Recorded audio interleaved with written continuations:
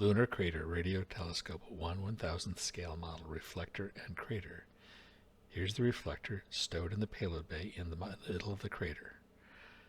We're now deploying the lift wires, pulling on the lift wires gently. This is human hands pulling on the wires instead of electric motors as it would be in the final configuration. This reflector dish, depicted in pink in this model, is a 1/1000th scale of the 1 kilometer diameter radio telescope that will be placed on the far side of the moon. In this configuration, we have 16 lift wires around the outside of the crater, and we're slowly deploying the reflector dish by pulling on the lift wires sequentially.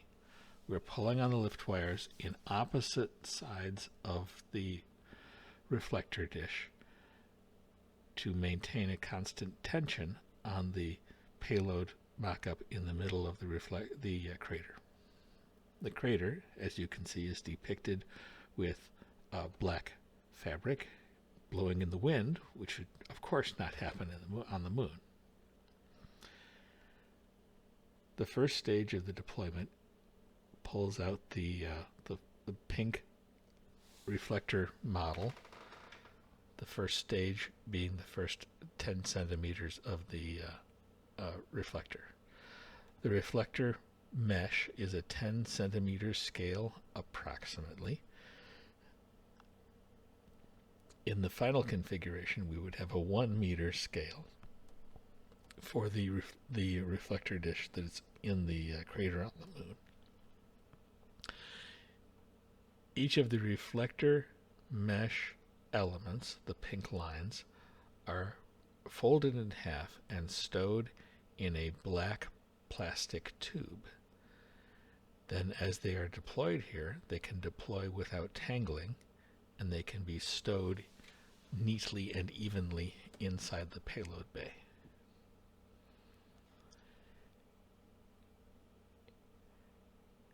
As we pull on the green lift wires, the pink mesh deploys from the plastic tubes slowly and comes out of the payload bay.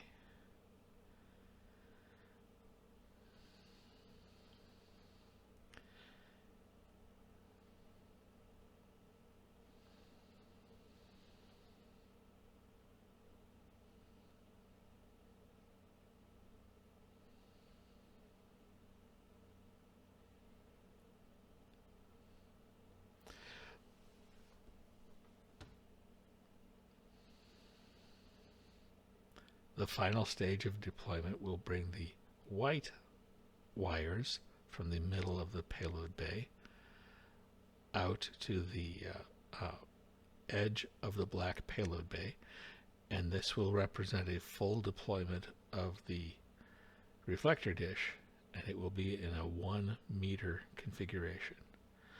Notice right now that some elements between the lift wires, some pink elements are drooping.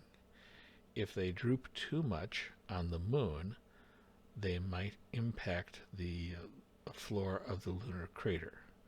So care will have to be taken to make sure that doesn't happen. This may require some cross bracing between the 16 lift wires.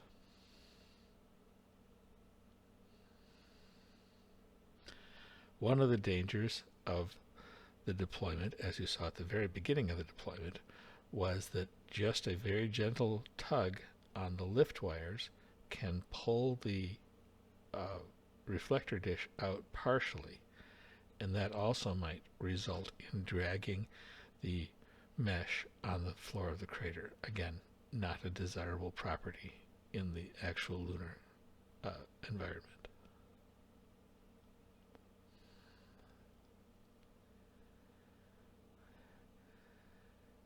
The mesh is made up of 256 elements. Each of those elements were stowed into an individual plastic tube in the center payload bay.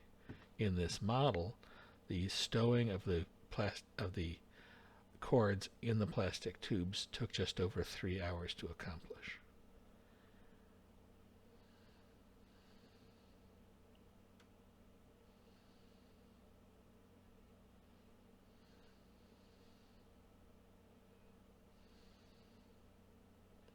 In this model, we did not specify exactly how the lift wires would be deployed from the payload bay in the center of the crater up to the edge, whether it would be by projectiles or by rovers or by some other mechanism.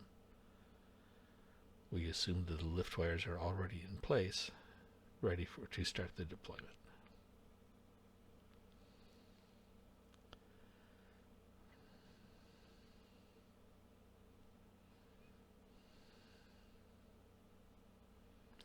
Now you can see the white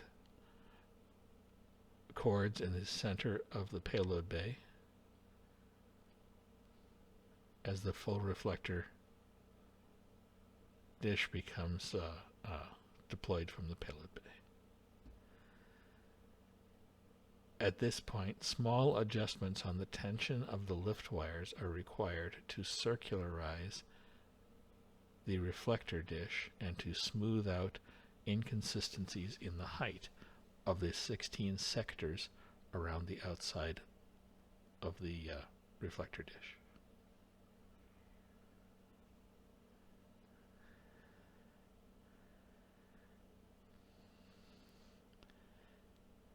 In the final configuration, we have different regions of the reflector dish represented by the approximately 10 centimeter mesh elements in the pink reflector dish, and the payload bay is still in the center here. Now, on the system on the moon, the reflector dish might be lifted completely off the top of the lander out of the payload bay. In the final configuration on the moon, the feed antenna would be suspended at the focus of the parabolic shape. This has been a test.